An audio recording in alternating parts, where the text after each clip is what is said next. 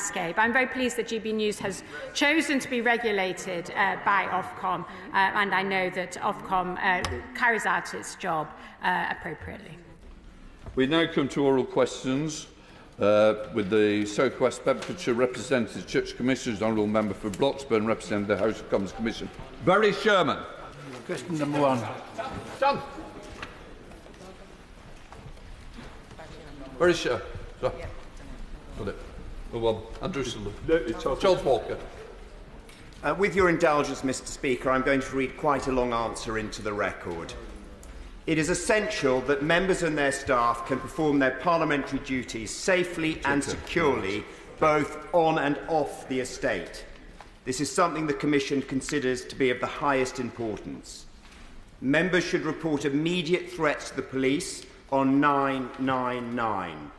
Members can report any other threats, whether online, on the street, or in their constituency, to the Parliamentary Liaison and Investigations Team of police officers based on the estate. The House Administration recognises that threats and intimidation can impact MPs' emotional, health and well-being. The Parliamentary Health and Wellbeing Service offers direct psychological support for members, such as counselling and a confidential helpline, and assistance to family members who live with a Member of Parliament. Occupational health experts in the team are always on hand to support members who might have been subject to threat. In terms of security measures, while we do not discuss these on the floor of the House, I can confirm that the Parliamentary Security Department supports members with a range of other processes which are kept under continuous review. I shall briefly cover these, Mr. Speaker, then come to the close.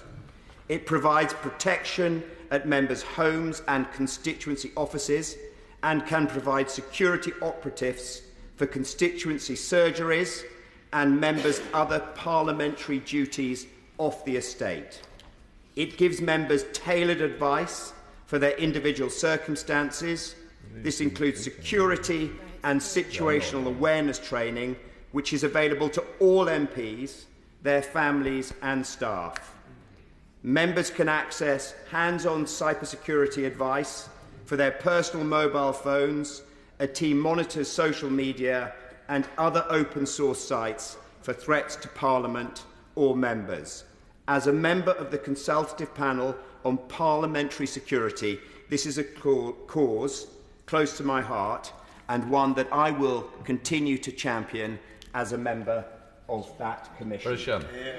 Mr. Speaker, some members of the House will know that I had a death threat. A gentleman was arrested and went into a mental institution. When he was released, the House authorities and the Met Police met me and said, "This gentleman is now out and he knows where you live." I listened very intently to what the Honourable Gentleman said, but that's the last I heard. And I'm a person now that watches where he walks, doesn't stand by the side of the tube, alter my way of coming into the House. It is very stressful. And I have to say, all that's been said by the Honourable Gentleman, I know he believes it and I know he's passionate about it, but it doesn't feel like there's very much there on the receiving end. Well, can I thank the Honourable Gentleman for giving me advance notice of his question. I am so sorry that he has experienced this after giving more than 40 years of service to this Parliament and this country. I will endeavour to meet with the Honourable Gentleman next week with security officials to go through his concerns one by one, and I hope to see him at a meeting next week. If he's Greg Smith. Number 2, sir. Selous. Thank you very much, Mr. Speaker. And with your permission, I'll group questions 2 and 5. And before I reply to my honourable friend for Buckingham, could I pass on my condolences, and I'm sure those of the whole House, to the family and friends of Alan Wilson, the Bishop of Buckingham, who died suddenly last Saturday. There is comprehensive advice on the Church of England website to all parishes about how to keep buildings secure, which we regularly update. All buildings used for religious worship are also eligible for the Home Office's Hate Crime Protection Scheme. Mr. Speaker, I join my honourable friend in passing my condolences to the family of the late Bishop of Buckingham. On the subject of theft from churches, vicars tell me this is a continuing problem in my constituency and that the insurance sector are now demanding that churches must be locked unless someone from the church is present inside. That clearly creates a big challenge for those wanting a moment of quiet prayer or reflection or to just enjoy the beauty of our historic churches. So, can my honourable friend tell me what the church commissioners are doing with the insurance sector to ensure our churches can remain, whilst secure, open for quiet prayer and reflection? Andrew Selous. Well, I'm very sorry to learn the experience of my honourable friend's constituency, and I can tell him that he's completely right about the importance of keeping churches open for those who want to come. And the good news, actually, is that keeping churches open increases footfall, and that actually deters criminals, and locking up churches is actually a poor deterrent to thieves. But I can also tell him that funding for roof alarms was provided by the Diocese of Oxford back in 2019 when there was a spate of thefts from church roofs in his area. So I'd encourage churches in his constituency to contact the diocese again to see whether this might be made available. Blackman. Thank you, Mr. Speaker, and I thank my honourable friend for his answer thus far. He will recall that I previously, at these Church Commissioner questions, asked about thefts from churches in my constituency and my neighbouring constituencies, St John's and St Andrews, where at St Andrews the theft took place during the Mass, which is outrageous, to put it mildly. But the police advice is not, and the police support is not being listened to by the Church Commissioners, in my view. What needs to happen is that churches should get at least the same support and assistance from the police as other places of worship. So will he use his good offices to go back to the Church of England and ensure that there's dialogue between the police and the church to protect our churches as places of worship? Andrew Selous. Well, I'm very sorry to learn of those concerns from my honourable friend, and I will certainly feed that straight back to the hierarchy of the church and make sure that those meetings do happen. However, I am pleased to be able to tell my honourable friend that following his question to me on this issue last month, the police have arrested a suspect for a series of church burglaries in Barnet, Brent and Harrow, and he's remanded in custody. And I've been told that the Metropolitan Police are in close contact with the Diocese of London and with local churches, but there clearly needs to be more dialogue, and I will make sure that that does happen. Richard Ford. Thank you, Mr. Speaker. Recently, I had the pleasure of visiting the Holy Trinity Church at Dunkeswell. It sits on the site of the Cistercian Dunkeswell Abbey in my constituency. And visiting it is a very moving spiritual experience. So can he assure us that, given that some of these sites are in very rural, very remote areas where there simply will never be the footfall that he describes, that we can continue to keep those open in spite of any threat of theft? Well, I completely understand the point which the honourable gentleman makes, and like him, I'm a lover of our rural churches as well. I think I would just suggest that he points the church wardens and the priests to that quite comprehensive advice on the Church of England website, and perhaps have further conversations with the diocese and the local police. And if there are still issues, then I'd ask him to come back to me about it. Jim Sheerman. Mr. Speaker, can I thank the Church Commissioner for that answer. We live in an age where modern technology is available but is incredibly expensive as one of the methods of trying to address the issue. So what funds are issued through the Barnet Consequentials for us in Northern Ireland to ensure that churches can adequately secure buildings through security cameras and CCTV? And if there is currently no funding available, could this be considered when we take into account the rural and isolated status of so many church and buildings? Andrew Selous. Well, I'm sorry to tell my honourable friend that I don't think, as far as I'm aware, that this area is covered by Barnet Consequentials. But I would again direct my honourable friend to the advice on the Church of England website, which can be seen by churches in Northern Ireland. And if there are particular issues, I'm very happy to have a quiet conversation with him in the tea room to see how we can share best practice to try to help his churches. Number 3, sir. Selous. Thank you, Mr. Speaker. And with your permission, I'll answer questions 3, 4 and 6 together.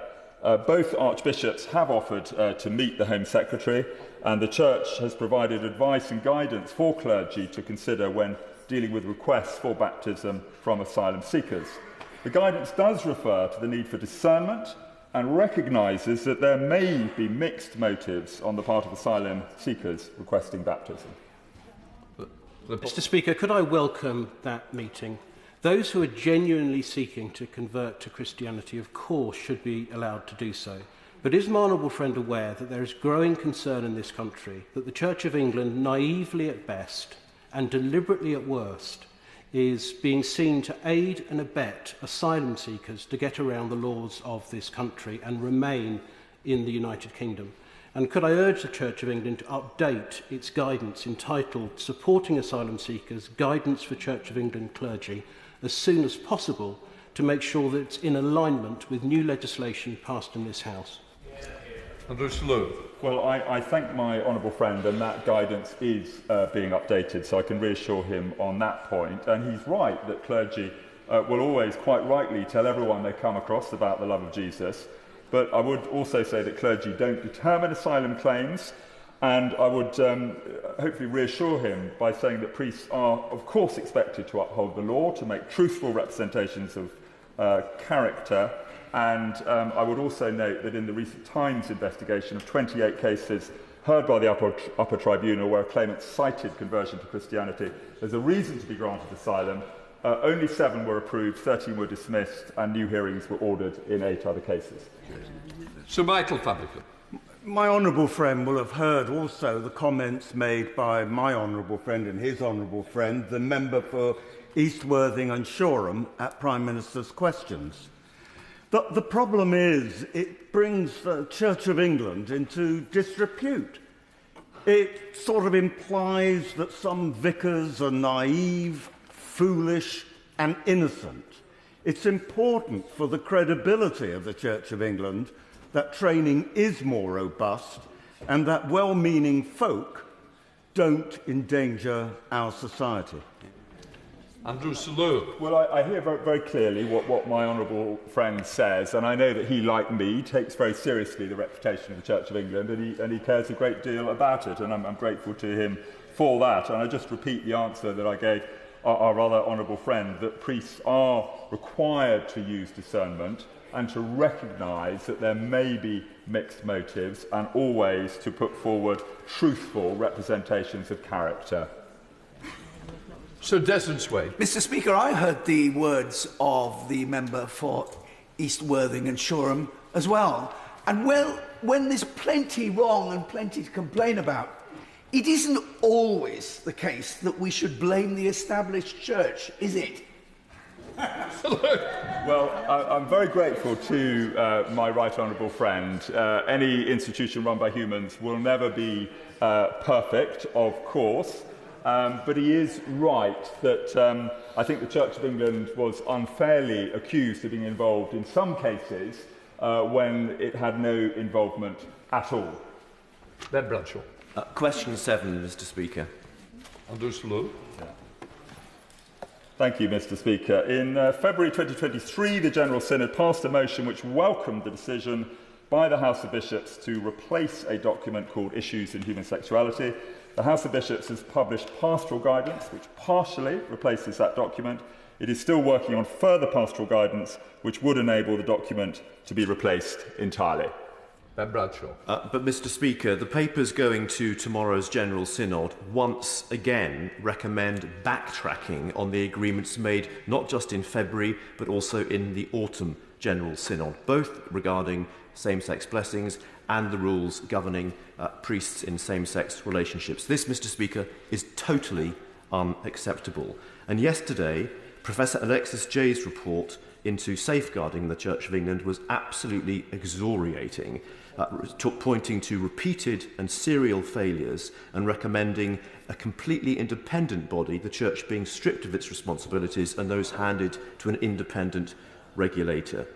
Does he agree with me, and it pains me to say this, but that both of these very important historic challenges for the Church appear beyond the capacity and will of the current leadership? of the Church of England, and that perhaps our established church might benefit from a fresh start at the top? Andrew Selous. Well, I know my right honourable friend takes these issues very seriously and has a long involvement with the Church of England. Starting on the second issue first, I can tell him that on Professor Jay's report, it was a church that commissioned it. The church gets the seriousness of these issues, and the church will now consider very seriously how to respond to it. The archbishops have described her report as a vital next step, and I would say we are not in denial, and we will put things right. The Right Honourable Gentleman also knows very well how the General Synod of the Church of England works. It's a sovereign body, in effect. It meets again this weekend, and reconciling different viewpoints so that we can walk together is not easy, but we are committed to do that. And I know his words will have been heard and noted by members of the General Synod in advance of that debate. John Morrow. Number 8, Mr Speaker. Mr Speaker, the Parliamentary Digital Service supports the Commission with delivering technology for members. These tools are under constant development. A range of productivity tools are already available to members and their staff from Microsoft via the Parliamentary Digital Service. For example, these include Microsoft Forms, which helps with tasks like collating constituents' information, Microsoft Planner, which can track work streams in an MP's office and is used by some offices to induct new staff, Bookings with Me, which can arrange one-to-one time with external guests like appointments with constituents. PDS independently investigates and works with Parliament suppliers to explore new technologies which could benefit MPs' work. The team welcomes volunteers from the member community to pilot such services ahead of full rollout. As the Chair of the Administration Committee, I would be happy to arrange for my honourable colleague to meet with any relevant officials. Jill Morrow. Thank you, and I'd like to thank the honourable member for that response. Like many members, I receive hundreds of invitations every week, and much more spam, and it takes a member of my team hours, sometimes days, to go through them, or time which could be much better spent supporting constituents, particularly in a cost of living crisis. Now, there are digital tools which can help with that. None of the ones that he mentioned will do that. Microsoft recently demoed their Copilot tool, which uses artificial intelligence to support that. Others are available. There may be issues of privacy, security and bias, as with much AI, but will he confirm that the Commission is looking specifically at AI tools to help us in our work for our constituents? I can. The Honourable Lady is absolutely right. There are security issues which need to be looked at very closely. But I've got an answer here, specially prepared. Copilot is Microsoft's version of ChatGPT, a generative artificial intelligence service. Now, this is the relevant bit.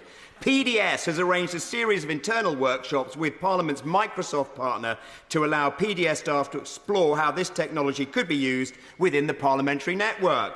The outcomes of these workshops will feed into the overall AI strategy of Parliament. Nearly there, Mr. Speaker, as the proud owner of a Nokia. The recent and rapid development in artificial intelligence, especially generative AI, presents exciting opportunities. Fiona Bruce. Mr. Speaker. Thank you, Mr. Speaker.